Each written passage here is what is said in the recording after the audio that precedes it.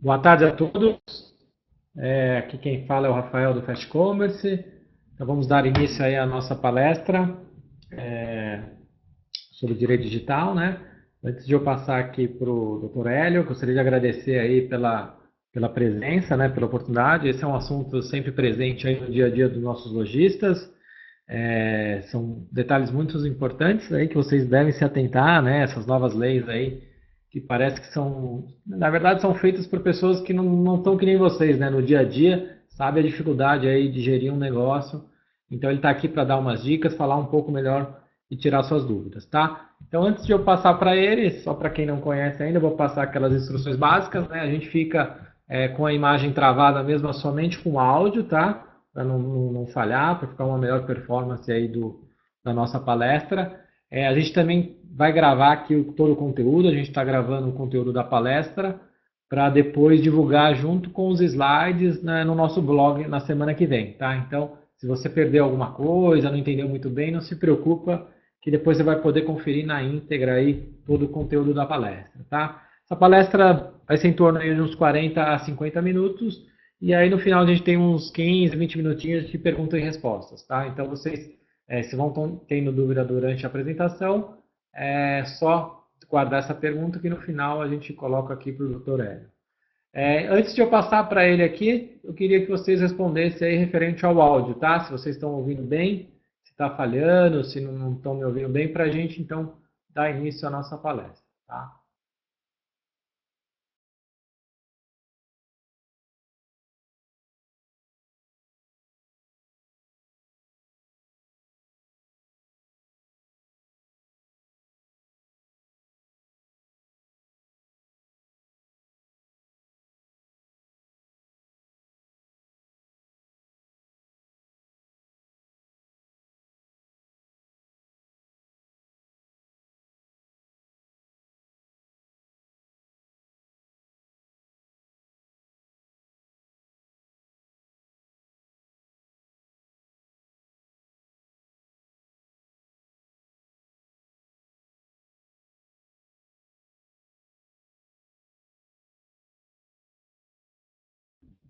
Vamos lá, pessoal, tem mais algumas pessoas aí para votar. Eu gostaria do máximo aí da participação de vocês, para a gente não ter problema, tá?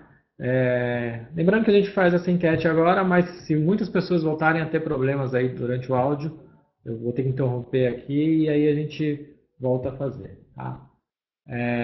Bom, vou compartilhar aí, a gente teve a grande maioria me ouvindo bem, então dá para a gente iniciar. Então, novamente, gostaria aí de apresentar, né, o Dr. Hélio, ele é sócio fundador do escritório Terras Coelhos e Advogados e é diretor jurídico da Becom, tá? Então ele vai falar um pouco aí do direito do consumidor nas lojas virtuais. Muito obrigado pela presença, Hélio, e agora é contigo aí. Obrigado, Rafael. Galera, muito boa tarde. Gostaria de dizer que é um prazer estar aqui com vocês. A gente vai falar um pouquinho sobre o tema aí que é bastante importante, no dia a dia principalmente, né? E já vou começar aqui com o próximo painel, que a gente vai falar aqui sobre a importância desse tema, né? Por que esse tema é tão importante e tão relevante? Porque o comércio eletrônico ele é relativamente novo, tá? E toda situação nova, evidentemente, a lei ela precisa regulamentar essa situação.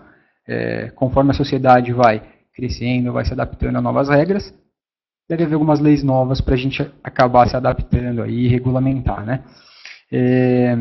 Eu já fiz algumas perguntinhas aqui, eu até gostaria de colocar para vocês de cara aqui uma para vocês responderem. Eu não sei exatamente de que estado vocês são, sei que tem bastante gente de vários lugares do Brasil, tá? E como tem algumas leis que são apenas estaduais, elas regulamentam alguns temas específicos, como a lei da entrega, que existe aqui em São Paulo, tá? Então eu vou passar aqui para uma pergunta que eu gostaria de ver com vocês aí, quem conhece a legislação ou não. Não se importem, não tenham medo de responder. Se errar, não tem problema, tá? Então vamos lá. Aqui. Podem votar.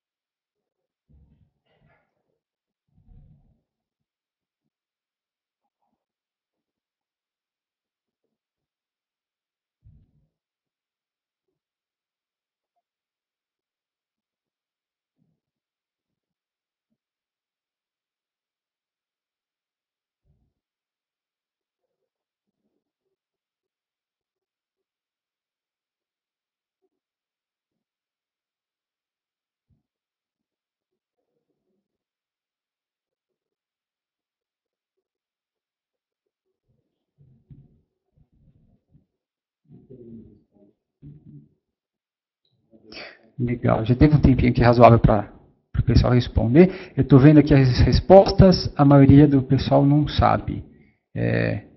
Quem acertou, na verdade, foi quem colocou não, tá? Porque existem outras leis estaduais aqui. A gente vai voltar aqui para o painel. Vou encerrar a votação.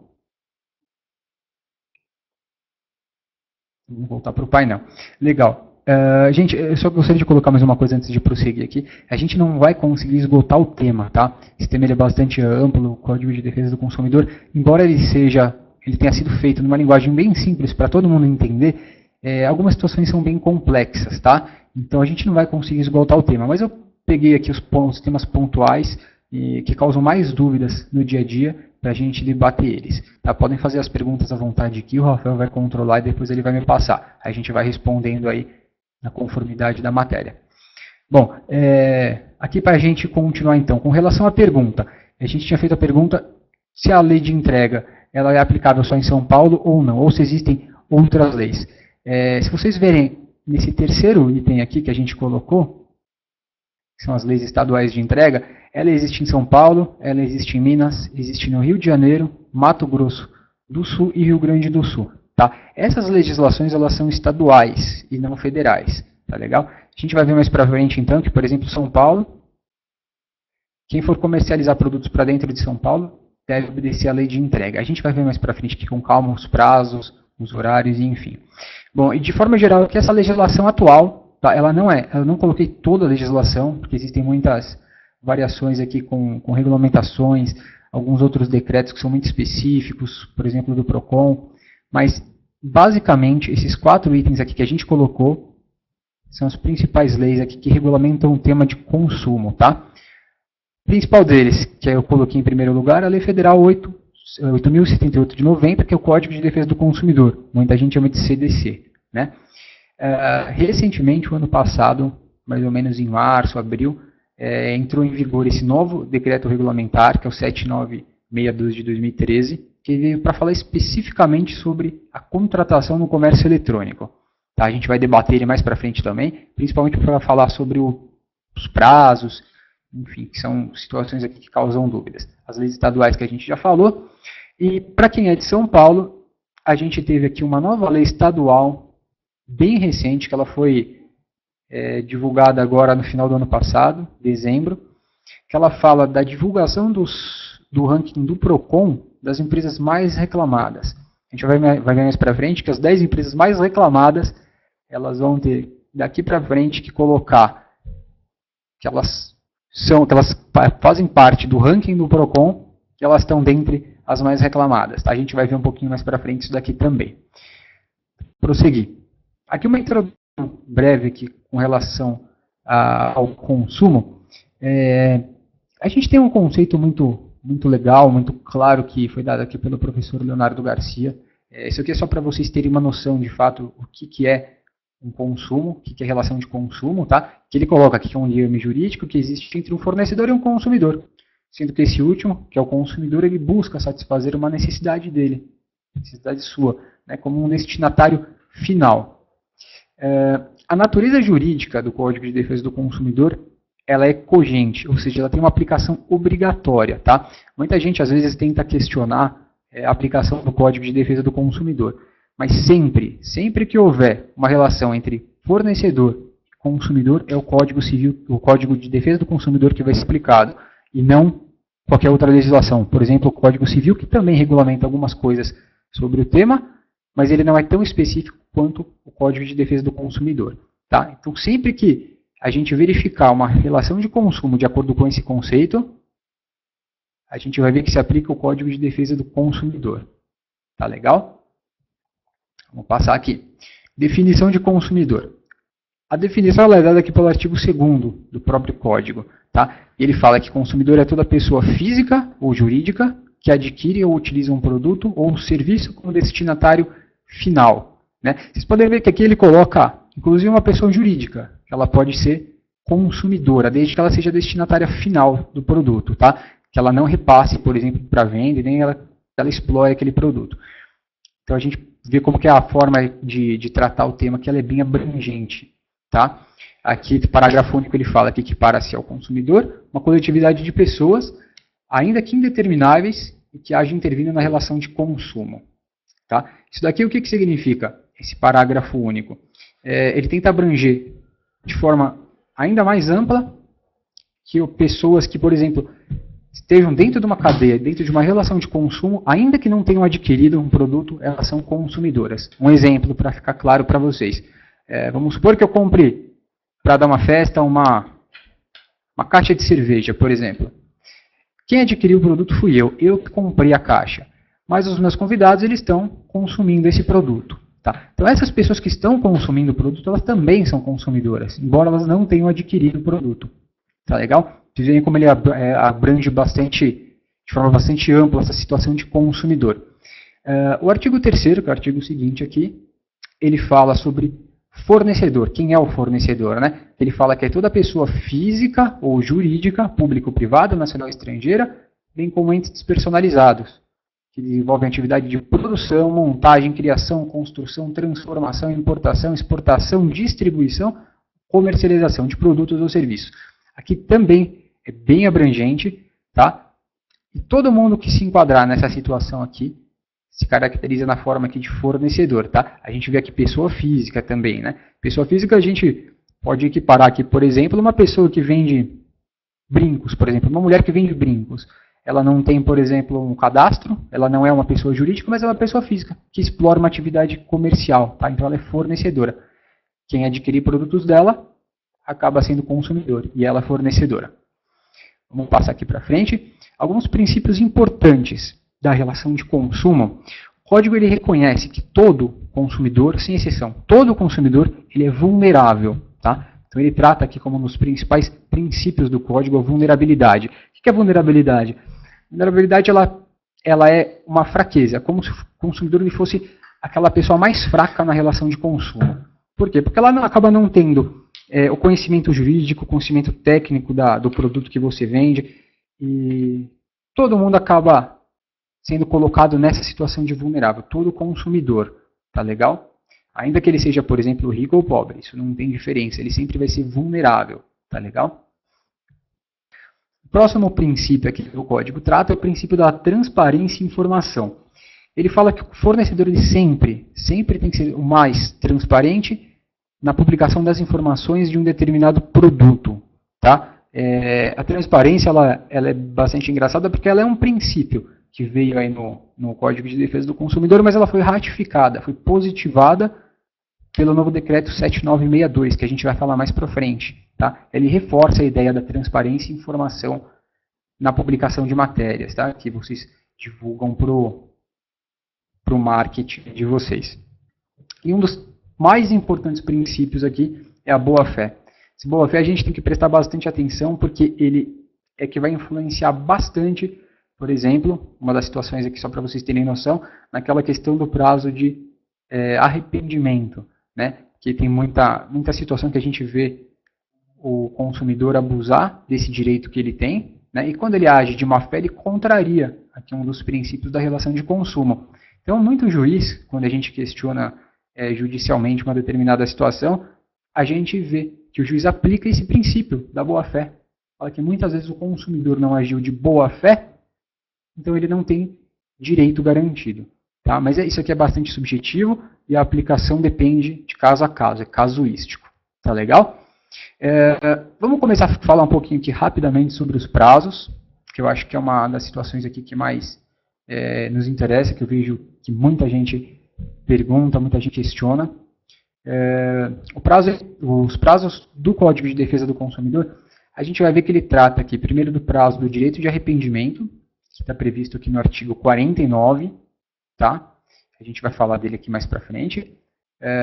Ele trata dos prazos relativos aos produtos viciados ou defeituosos, tá? Que são prazos aqui diferentes. E um outro prazo que, na verdade, não está dentro do Código de Defesa do Consumidor, mas na legislação esparsa, é essa lei de entrega dos estados, que a gente viu logo acima, e aí abaixo também a gente vai ver um outro tópico. Eu fiz uma outra pergunta aqui, só deixem eu procurar ela, não cliquem ainda.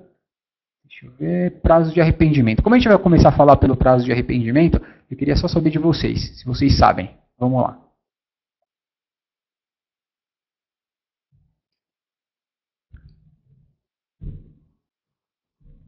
O pessoal tá mandando bem aí, hein? O pessoal tá... O pessoal tá paciente aí, estão respondendo aí no chat.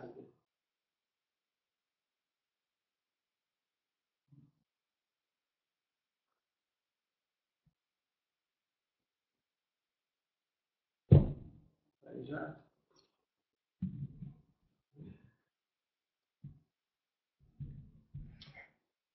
Legal. Bom, tô vendo que tem gente votando ainda. Eu vou encerrar aqui, tá, galera? Pra gente não perder muito tempo.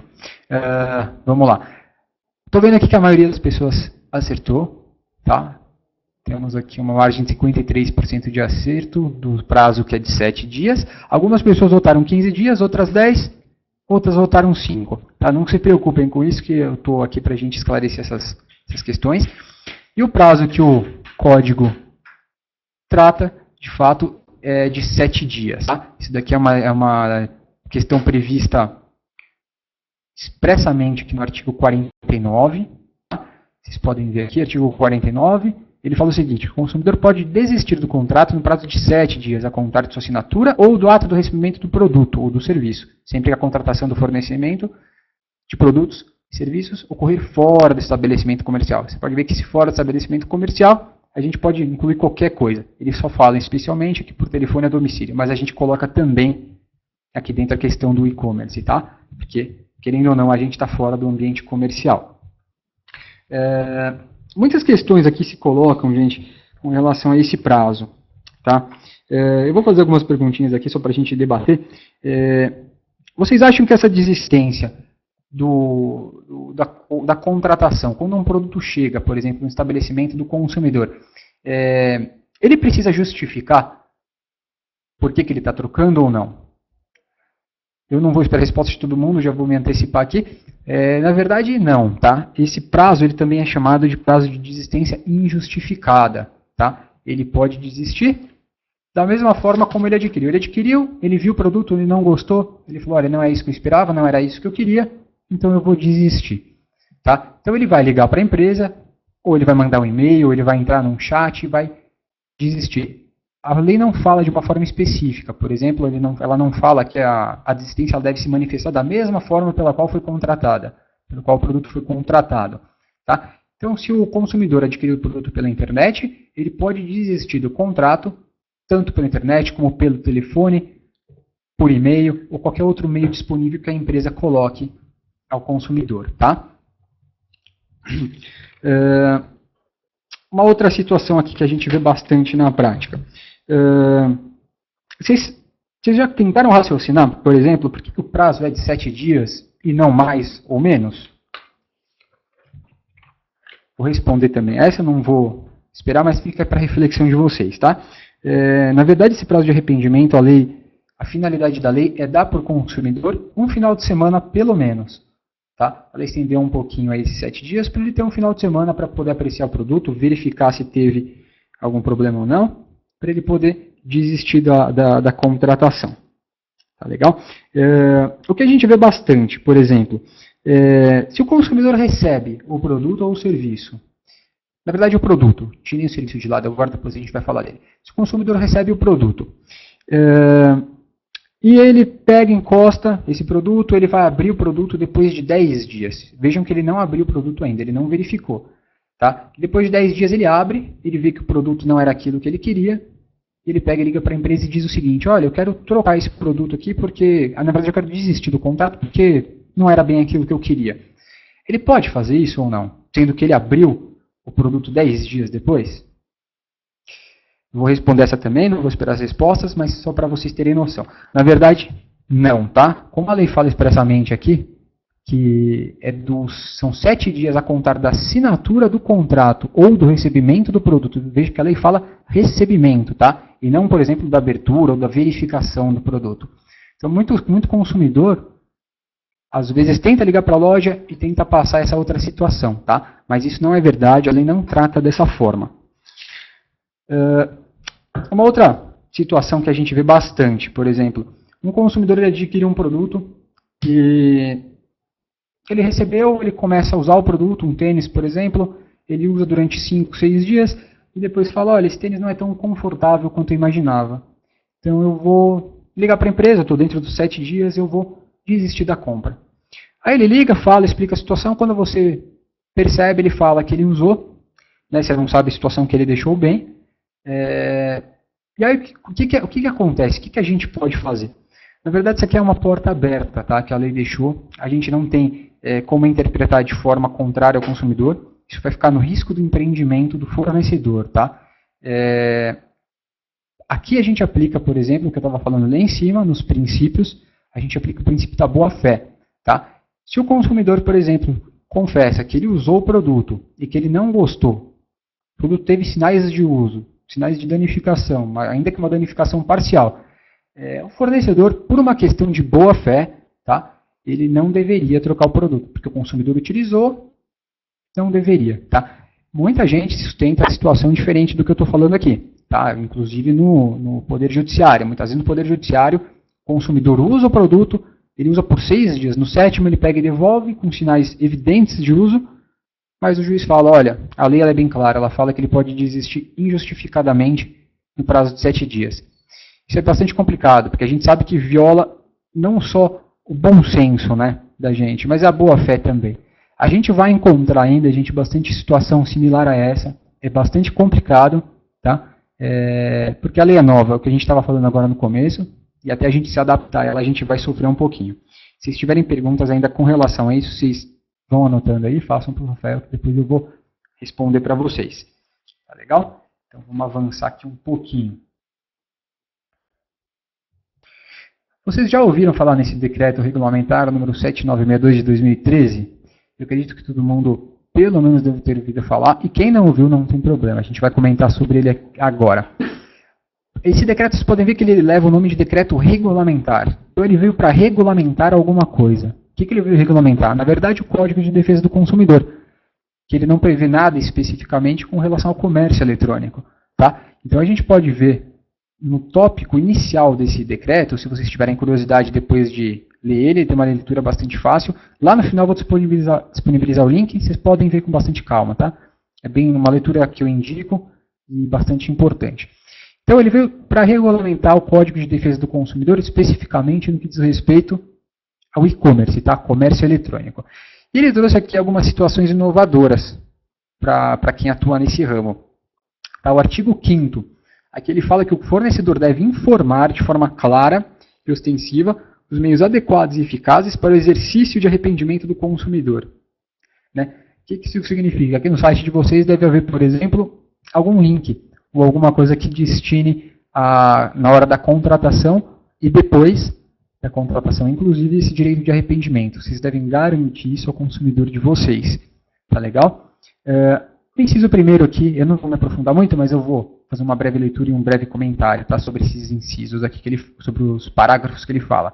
O consumidor poderá exercer seu direito de arrependimento pela mesma forma utilizada para a contratação, sem prejuízo de outros meios disponibilizados. O que isso significa?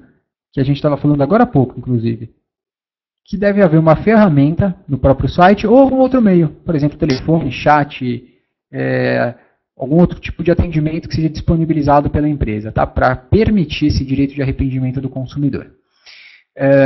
Aqui o parágrafo 2º, o que ele fala? Que o exercício do direito de arrependimento implica a rescisão dos contratos acessórios sem qualquer ônus para o consumidor. Muita gente questiona e fala o seguinte, mas o consumidor já comprou na minha loja 4, 5, 6 vezes, desistiu de todas elas, eu estou tendo uma despesa enorme ao devolver o produto. Seja por meio de correio, você manda buscar, ou você pega uma empresa de logística que faz o transporte, você está tendo um desgaste muito grande. Né? As pessoas questionam muito isso, mas a gente aqui não tem o que fazer. Tá? Se o consumidor desistir, o que é aplicado é esse parágrafo 2º aqui, tá? O consumidor pode desistir, pode se arrepender da compra, e ele não vai ter nenhum ônus na hora de devolver o produto. Tem que mandar buscar na casa dele. Tá legal? Parágrafo 3º, ele fala aqui sobre o exercício do direito de arrependimento, que será comunicado imediatamente pelo fornecedor à instituição financeira ou administrativa do cartão de crédito ou similar. Né? Para quê? Para duas situações. Primeiro, para que a transação não seja lançada na fatura, ou número 2, que é o inciso 2 aqui, seja efetivado o estorno do valor, caso o lançamento da fatura já tenha sido realizado. Tá? Então, essas aqui são duas obrigações acessórias que o código prevê, que esse decreto, na verdade, prevê. Tá? Depois que o consumidor cancelou a compra, ele se arrependeu da compra, a gente tem que tomar essas duas providências. Essas duas providências elas são muito importantes, tá? Porque muitas vezes as pessoas deixam passar, acaba cobrando. Então, observem bastante essa situação, que ela gera reclamação e muitas vezes, entrando no PROCON, vocês podem ter um grande prejuízo aí. Tá legal? Eu vou passar aqui agora. Eu vou falar rapidamente aqui sobre defeito ou vício do produto. Deixa eu só procurar, não votem ainda, tá? Só um minutinho. Tá, ainda não. Eu vou falar aqui mais para frente, eu vou entrar numa outra pergunta para a gente responder, que eu quero ver o que vocês vão falar. Deixa eu ver se está na última. Não, não é. Essa pergunta não está aqui. Bom, vamos lá. Vício e defeito. Vocês sabem, vocês já tentaram imaginar qual a diferença entre vício e defeito de um produto? Tem uma diferença aqui entre o vício e o defeito. Ele é estabelecido pelo artigo 12 e pelo artigo 18. Eles que fazem essa diferenciação entre vício e defeito. E uma coisa que a gente tem que observar, que eu já até coloquei aqui de plano para vocês observarem, que é a questão do prazo. Tá? São prazos totalmente diferentes, o prazo de arrependimento, com esses outros prazos de vício ou defeito do produto. Tá? Quando o produto é viciado ou defeituoso, a gente vai enquadrar um outro prazo nele. Tá? Não é de 7 dias. Então, eles são totalmente diferentes daquele previsto para o dia de arrependimento, que está no artigo 49. Pois eles devem ser, em primeiro lugar, devem ser justificados, tá? E eles devem dizer respeito ao eventual problema constatado no produto ou no serviço. Aqui, a gente estava falando do artigo 12, que ele fala do fabricante, produtor, o construtor nacional, o estrangeiro, importador, eles respondem independentemente da existência de culpa, por defeitos decorrentes de projeto, fabricação, construção, montagem, fórmulas, manipulação, e blá blá blá, enfim, bem como por informações insuficientes, vejam aqui a importância da transparência na prestação de informações, bem como por informações insuficientes ou inadequadas sobre a utilização do produto ou do serviço. Tá? O defeito, quando a gente fala de defeito, estabelecer aqui primeiro essa questão, ele está mais ligado a uma imperfeição do produto. Tá? Ele decorre normalmente de um erro de projeto, que vocês podem ver aí no caput do artigo 12, um erro de projeto, um erro de fabricação ou montagem. Inclusive, e principalmente, uma coisa que vocês têm que tomar muito cuidado sobre propaganda enganosa. Tá? Isso é bastante comum a gente ver no dia a dia, e as condenações normalmente costumam ser altas, porque esses defeitos, normalmente, eles causam um dano ao consumidor, tá? Um dano decorrente aqui do mau funcionamento do produto. Veja um exemplo bastante claro, que a gente sempre costuma colocar. Imaginem um liquidificador. O consumidor compra na loja de vocês, adquire um liquidificador. Quando ele vai fazer a primeira utilização, ele liga a hélice a hélice do liquidificador, ela sai e acaba fazendo um ferimento ou atinge o consumidor. Tá? Isso é bastante importante, a responsabilização aqui ela é bastante ampla, e quem está fornecendo, não o fabricante, não apenas o fabricante, mas quem também está fornecendo ou explorando esse produto, pode ser responsabilizado por isso. Tá? É por isso que a gente fala, é muito importante que tenha a transparência nas informações. Tá legal? Isso é bastante importante. Vou passar aqui. O vício, que é diferente do defeito que a gente viu agora, o vício normalmente são características de qualidade ou quantidade que tornam algum produto ou algum serviço impróprio para uso, tá? Para consumo. Por exemplo, uma situação bem clara, uma situação bem simples aqui, é uma televisão, você compra uma televisão que ela vem sem um controle, ou um controle que vem faltando botões. Né? Você pode ver que aparentemente é inofensivo, não vai causar nenhum dano, mas isso faz com que o valor do produto ele seja diminuído. Por quê? Porque ele se torna impróprio e inadequado para o uso. Tá? Essa é a questão do vício. Esse é o produto viciado. Tá? Ele está estabelecido aqui no artigo 18 do Código de Defesa do Consumidor. E essa é a principal diferença, tá? Entre os dois.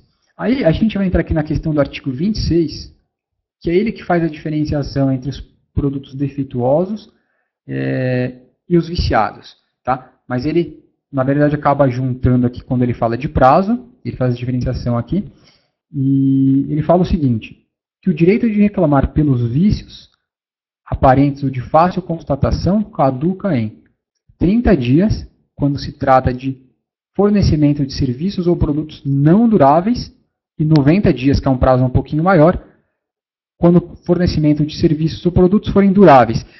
Vocês já tentaram imaginar aqui, causa muita dúvida quando a gente coloca essa questão, por exemplo, quando se fala de produtos duráveis e não duráveis. Né? O que seria um produto não durável? Qual seria a diferença entre ele e o produto durável? O produto não durável, a gente acaba caracterizando ele aqui como um produto que, quando você abre, ele implica na imediata destruição. Por exemplo, uma barra de chocolate, que você abre o pacote, você vai ter que consumir aquilo. Tudo bem que pode levar 1, 2, 3, 4 dias, mas você vai ter que consumir isso na hora. Tá? Então a gente coloca isso como um produto não durável. Tá? Um cigarro, por exemplo, ou qualquer outra coisa desse gênero, que você tenha que abrir e ele não vai durar durante um determinado período. Tá? Então o prazo para trocar ele, se ele tiver, por exemplo, viciado, é de 30 dias. Com relação aos produtos duráveis, que aqui a gente pode acrescer qualquer outra coisa que tenha uma durabilidade maior, um computador, um microfone, um ar-condicionado, enfim, qualquer coisa que tenha uma durabilidade maior. Tá? O prazo para reclamar de um eventual vício ou um defeito nesse produto, ele é um pouquinho mais extenso, ele é de 90 dias. Uma questão que muita gente coloca aqui, que muita gente discute, é com relação aos vícios ocultos. Né? Muitas vezes você adquire um produto, você começa a usar ele durante um determinado tempo, passam-se 30, 60, 90, 120 dias, e quando você vai ver, quando você vai perceber esse produto, ele é defeituoso ou ele é viciado. Tá? Quando acontece isso, o código fala, eu não mencionei aqui, mas o código fala o seguinte, que a partir do conhecimento, ou quando você encontrar esse vício ou esse defeito, é que passa a correr esse prazo de 30 e 90 dias. Tá? Então o marco inicial aqui, quando se trata de vício oculto, é quando você descobre o vício. Tá? Eu vou passar aqui agora, a gente vai falar rapidamente aqui das leis estaduais de entrega, tá? Prazos. Como a gente tinha falado, existem hoje 5 estados que regulamentam sobre esse tema. Tá? Qualquer outro estado do Brasil que for fornecer algum produto ou serviço para dentro desses estados aqui que tem o amarelo, esses fornecedores de serviço eles devem observar os prazos estabelecidos aqui dentro. Tá legal? A gente vai ver aqui nos próximos itens. A lei de São Paulo, por exemplo, são todas leis estaduais, tá? São Paulo, Rio Grande do Sul, Mato Grosso do Sul, Minas Gerais e Rio de Janeiro. Rio de Janeiro, em especial, teve uma lei, aqui vocês podem ver que tem 2 leis, tá? Essa 3669 e a 5911. Teve uma outra lei aqui intermediária que ela foi declarada inconstitucional, tá? Porque me parece que ela era municipal e não estadual, e o município do Rio de Janeiro não tinha competência pela Constituição Federal para regulamentar sobre esse tema. Então ela foi declarada inconstitucional. Hoje estão em vigor essas 2. Tá? O que as leis tratam? Eu peguei como um modelo que é a Lei Estadual de São Paulo, tá? a entrega paulista, que é essa 14951, que ela fala aqui dos prazos e turnos que devem ser entregues os produtos. Tá? Eu peguei ela como modelo, mas todas as outras legislações dos outros 4 estados tratam praticamente da mesma forma. Tá? Vocês podem ver depois aí pelos números, eles estão lá embaixo também, eu vou disponibilizar para vocês. E eles falam o seguinte, que quando o fornecedor, eles falam assim, ficam os fornecedores de bens e serviços que atuam no mercado de consumo no âmbito do estado, obrigados a fixar data e turno para a realização dos serviços ou entrega dos produtos, sem qualquer ônus adicional ao consumidor. Então ele fixa aqui os turnos. Quando você for, por exemplo, entregar um determinado produto, você fala, vou entregar em 10 dias, aqui posso entregar em 10 dias, mas o consumidor vai ter a opção de escolher o turno que ele quer. Tá? Pode escolher o turno da manhã, turno da tarde ou turno da noite. Tá legal? Da manhã aqui entre 7 e 11, tarde 12 e 18 e da noite das 19 às 23 horas. Eu vou pedir para não voltar ainda, deixa eu só observar aqui se eu coloquei uma questão para vocês.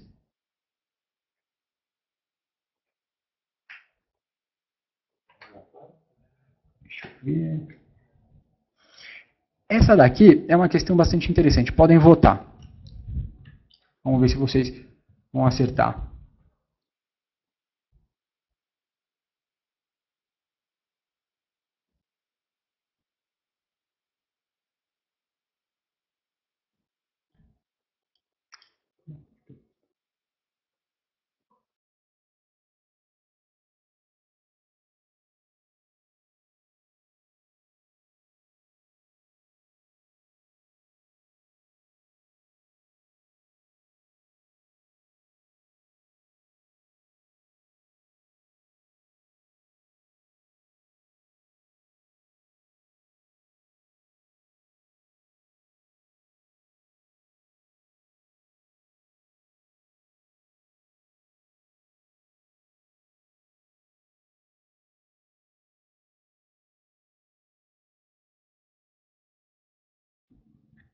Legal? Vamos ver aqui. Estou vendo que bastante gente já votou.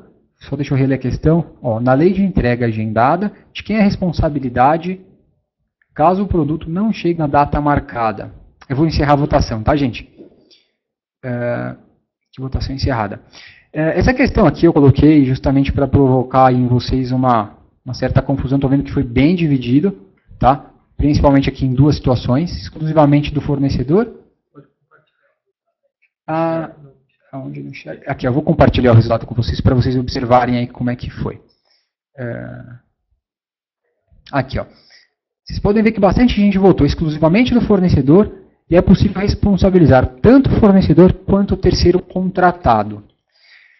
Essa pergunta aqui ela é bastante complicada, como eu disse, foi para causar uma certa confusão em vocês, porque a gente vê que, a rigor, pela lei, quem acaba sendo responsabilizado é o fornecedor.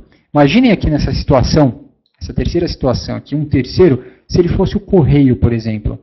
O correio dificilmente é responsabilizado, que a gente vê na prática que nem toda empresa pode contratar uma empresa de logística ou pode ter seus próprios carros, veículos aí para entregar os produtos, né? Então, vocês imaginem aqui na situação comum, que é a questão dos correios, que bastante gente usa. Dificilmente o correio vai ser responsabilizado, tá? Então, a resposta que seria mais adequada ao caso seria essa primeira, tá? Que é exclusivamente do fornecedor. Isso daqui por quê? Por conta do risco do empreendimento. Se você tem uma empresa, você assumiu o risco do empreendimento. É dessa forma que a lei trata. Tá legal? Então, essa daqui seria a resposta mais adequada. Mas existem situações também, quando você contrata, por exemplo, empresas privadas, ela pode responder perante o contratante. Por exemplo, você contrata, ela pode responder perante você, mas não perante o consumidor. Tá? O consumidor ele fica isento aqui. É você que vai responder por todo o dano causado ao consumidor.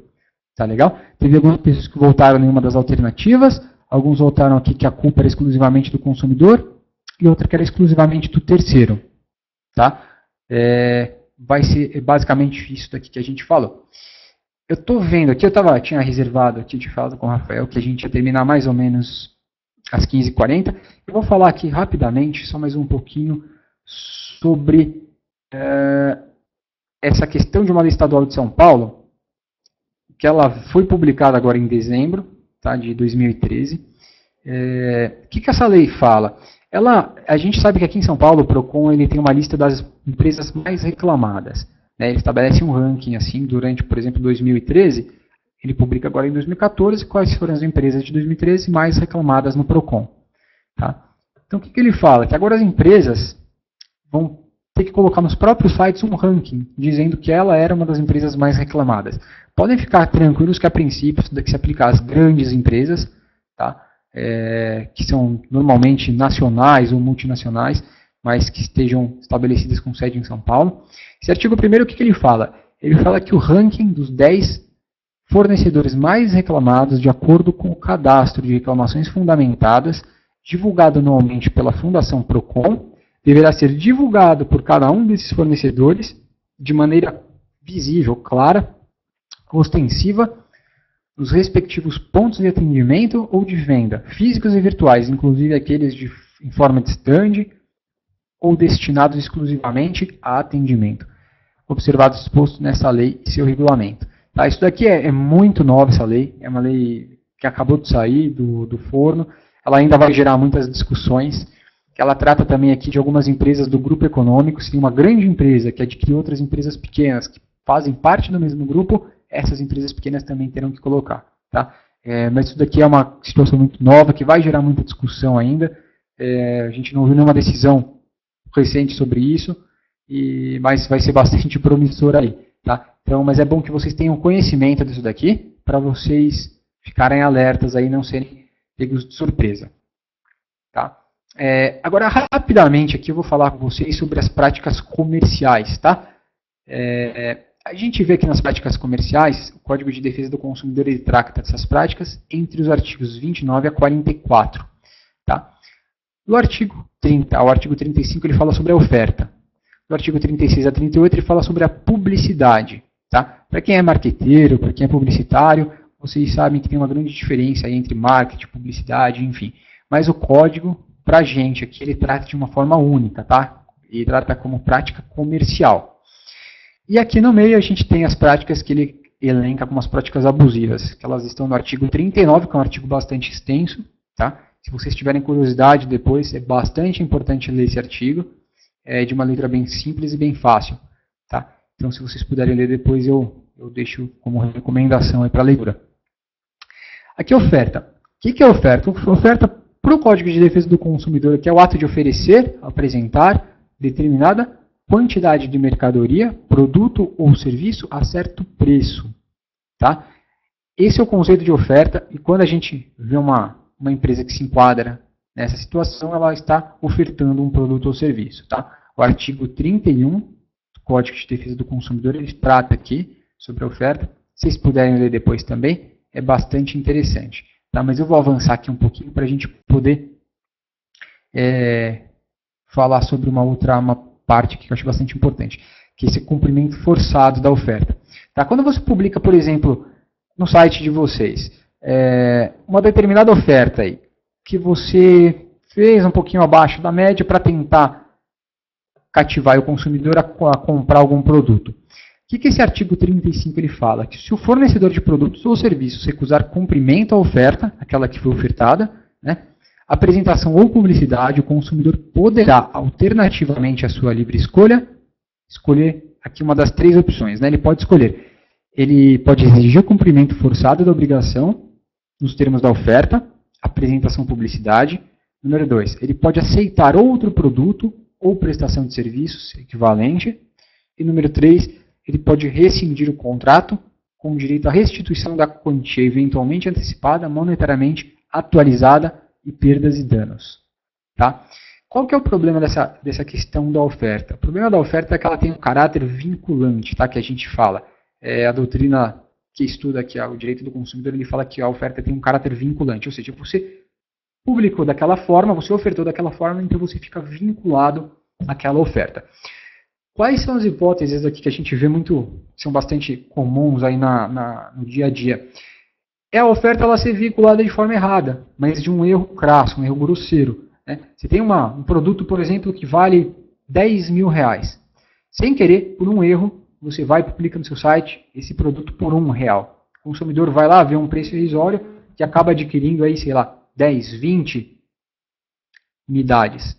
Essa é uma das formas que a lei exclui. Tá? A lei ela fala, olha, se o fornecedor tiver de má fé, ele deve se sujeitar a esse artigo 35. Tá? Mas se for um erro grosseiro, um erro crasso, visível, que a gente vê que realmente não foi a intenção do fornecedor, a lei até trata de uma forma mais branda. Tá? Mas isso também é casuístico, a gente vê isso no dia a dia, vai depender da interpretação do juiz, tá? Mas a princípio esse artigo 35, quando for aplicado, quando a oferta for feita, normalmente as pessoas, as empresas se vinculam. Tá legal? Eu vou fazer o seguinte, gente, acho que eu falei aqui nos principais pontos que a gente vê bastante discussão, tem bastante debate, tá? Eu vou encerrar por aqui, eu vou passar a palavra para o Rafael, que acho que ele vai fazer algumas perguntas, tá? Eu quero que vocês se sintam à vontade para fazer qualquer pergunta, não tenham receio, por mais simples que seja, eu sei que elas causam dúvidas, tá? Só vou cortar o áudio rapidinho aqui e a gente volta em alguns segundos. Obrigado.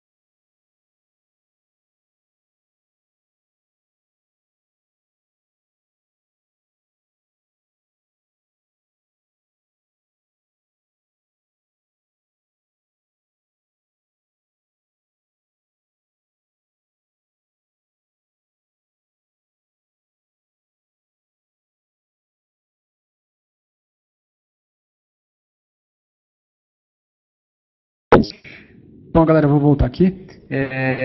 Vou começar aqui a responder algumas perguntas, tá? Vou começar pela do Haroldo. O Haroldo perguntou assim, olha, disseram que o prazo para me ressarcirem do valor pago é de 30 dias úteis. Está correto isso? Na verdade, Haroldo, esse aqui é um prazo que é mais ou menos razoável, mas na verdade o que o código diz é que o valor deve ser feito imediatamente após a desistência, né? Quando se diz respeito à desistência da compra ou quando você não quer mais o produto. Se você fez isso do prazo regular de 7 dias, como a gente viu, o prazo tem que ser o valor tem que ser imediatamente estornado ou cancelado, né? Se já foi depositado, a lei não estabelece os 30 dias, mas é um prazo relativamente razoável. Deveria ser antes, né? Mas é mais ou menos isso. Tá legal? Eu vou passar para a próxima, do Jairo. O Jairo pergunta assim, gostaria de saber se no caso de uma desistência de compra, o frete é pago pela loja ou pelo comprador? Pela loja, tá, Jairo? A lei fala, ela é bem clara nesse sentido. Ela fala que ocorre sem nenhum ônus para o consumidor, tá? Então, de fato, é a loja que tem que arcar com esse ônus, tanto de ida como de volta. Leandro. O Leandro faz uma pergunta, que é a seguinte: a lei de entrega é válida para onde está o fornecedor ou onde está o consumidor? A lei de entrega ela é estadual, tá? Então, por exemplo, se você tem um fornecedor que fica fora do estado de São Paulo, mas ele vai mandar um produto para dentro do estado de São Paulo, esse fornecedor ele vai se sujeitar à lei de São Paulo, tá? Se o consumidor estiver aqui. Agora, se você estiver com a sede em São Paulo, mas for fazer a entrega num estado distante que não tenha, por exemplo, essa lei, vamos tomar como exemplo Manaus, Bahia, Ceará, você não se sujeita a essa lei. Tá legal? César Messa, ele pergunta o seguinte: sabe de alguma informação sobre as leis estaduais chegar no Espírito Santo? Até quando? Legal, uma pergunta bastante interessante também, porque tem um projeto de lei para alteração aqui no Código de Defesa do Consumidor, que ele quer tentar abranger essa questão da entrega para ela ter uma abrangência federal, tá? Para ela ser aplicada de maneira uniforme em todo o país. Vocês podem ver que hoje nós temos 5 estados aí que estão incluídos nessa situação. Só apenas esses 5 estados, a princípio, se sujeitam. Mas já tem um projeto que provavelmente vai ser aprovado, não sei quando. É muito difícil dizer isso. Mas em breve ele vai chegar aí na nossa legislação. Tá legal? Próxima pergunta é do Douglas. Ele fala boa tarde Douglas. No caso de produtos sob encomenda, mesmo assim o produto pode ser devolvido sem justificativa? Uma pergunta muito legal e causa bastante complicação também no caso, né?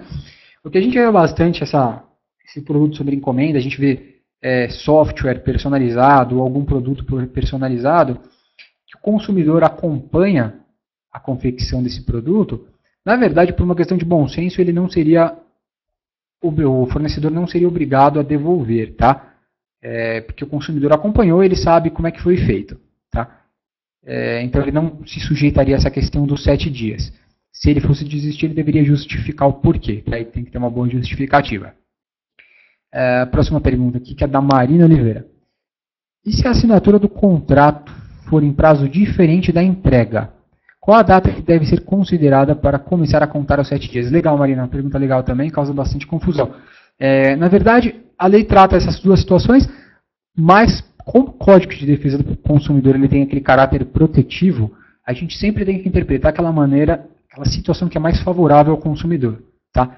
Então a gente vai considerar aqui o que ocorrer por último. Se você assinar o contrato hoje, mas você receber o produto amanhã ou depois, vai começar a contar quando você receber o produto. Tá? Ou se você assinou o contrato depois, vai começar a contar a partir da assinatura do contrato. O que ocorrer por último.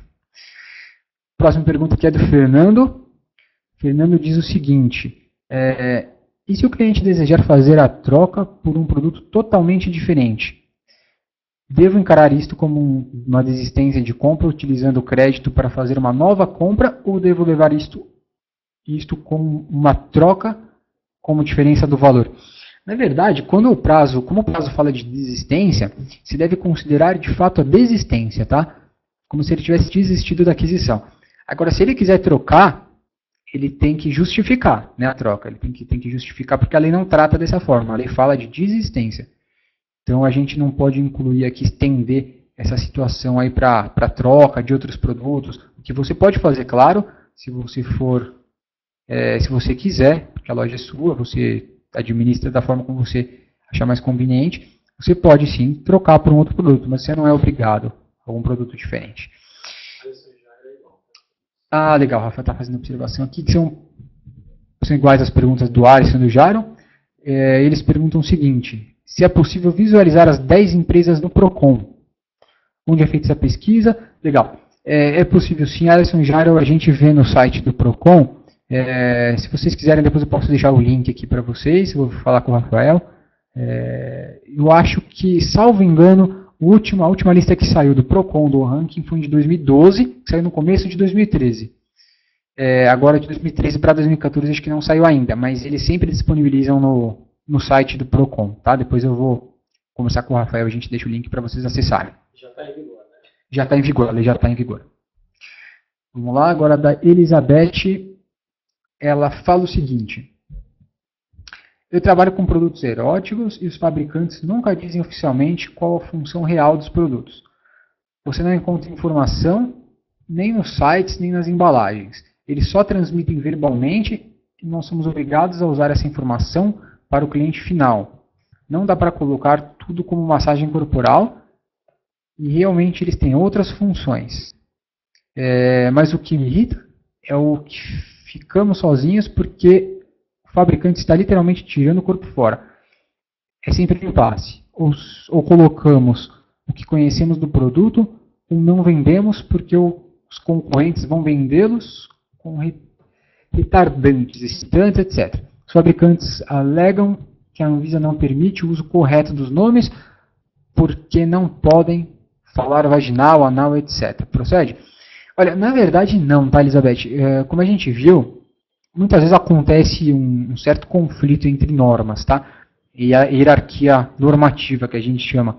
Essa hierarquia de normas a gente vai ver. Se, por exemplo, a Anvisa ou qualquer outro órgão do governo, ele emitir apenas portarias ou alguma resolução que nem não tenha caráter legal, caráter de lei, ele não pode se sobrepor ao Código de Defesa do Consumidor, que é uma lei federal, tá? Como a lei federal ela fala que deve haver a informação clara do produto ou do serviço, eles deveriam sim colocar dessa forma. Tá? O que eles podem fazer é tentar adequar isso para a gente colocar um outro termo parecido, por exemplo, com vaginal, anal e etc., para a gente tentar adequar isso daí e deixar bem claro para o fornecedor e para o consumidor. Né?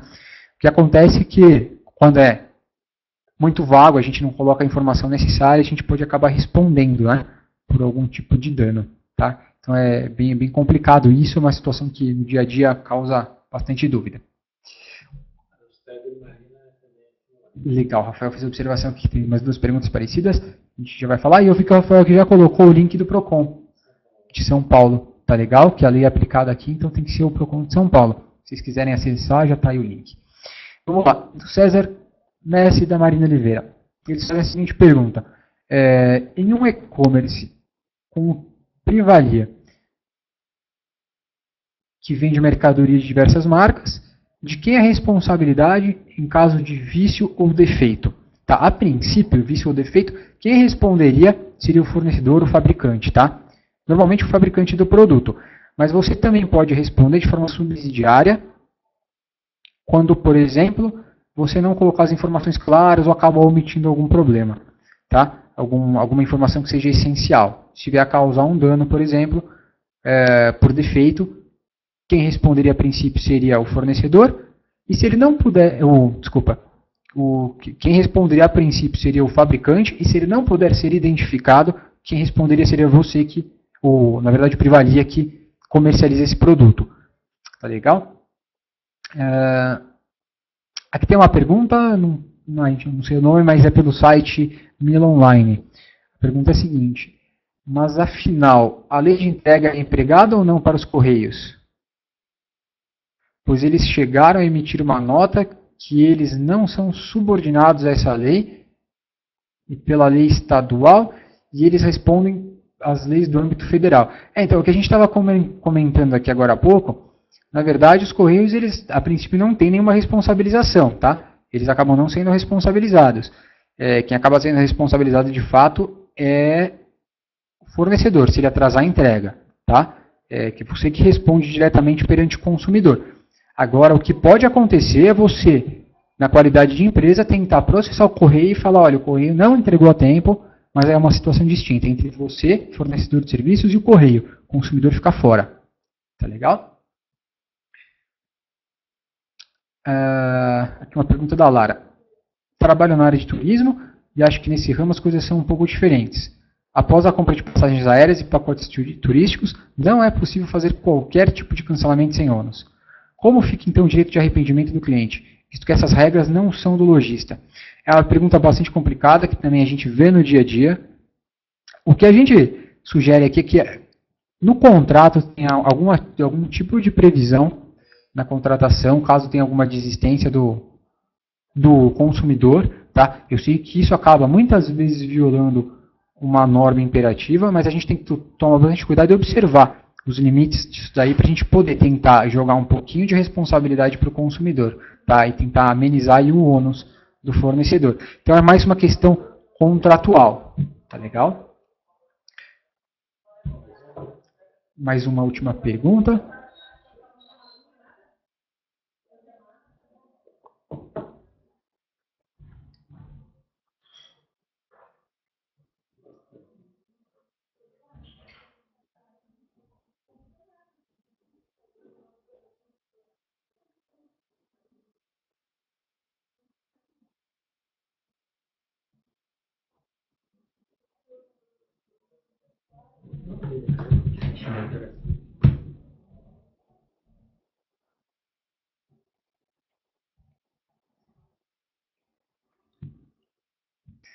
Vamos lá, uma última pergunta aqui do Fernando. Ele fala, e a troca por um produto diferente do comprado? Quem arca com o frete do novo produto enviado? Fernando, da mesma forma, quem arca é o próprio fornecedor, tá? Porque a lei não fala que esse ônus deveria ser do consumidor. Então, muitas vezes, para evitar a desistência da compra, o fornecedor até prefere suportar um ônus de frete para evitar a desistência, e é ele que acaba, assim, suportando aí o ônus. Tá legal? Galera, eu vou então encerrar por aqui, depois eu vou deixar meu e-mail para vocês disponível aí, se tiverem alguma eventual dúvida sobre o que foi falado aqui, quiserem entrar em contato, fiquem à vontade, tá? Tem meu e-mail aí, no site do meu escritório, e fiquem à vontade. Gostaria de agradecer a atenção de vocês, eu vi que tem bastante gente interessada, e gostaria de desejar boa sorte aí no empreendimento, espero ter sido útil. Obrigado e boa tarde. Obrigado, Hélio. Muito bom. Acho que é um assunto sempre muito interessante, né? Muito pertinente aí para nossa base, aí, nossa comunidade de lojistas. Teve muitas dúvidas, muitas perguntas, tá? Até a Daniela aí questionou por que não apareceu a minha pergunta. Gente, é muita pergunta mesmo. A gente tem aí um espaço meio curto, né, para essa sessão de perguntas e respostas, mas qualquer coisa tem um contato aí do Dr. Hélio, vocês podem entrar para ter mais informações. Podem assistir depois com mais calma essa palestra, né? Ver os links aí que ele passa com as informações para vocês tirarem todas essas dúvidas, tá bom? Queria agradecer de novo aí a presença do Hélio e a presença de todos no nosso webinar e até a próxima semana. Obrigado, gente. Tchau, tchau.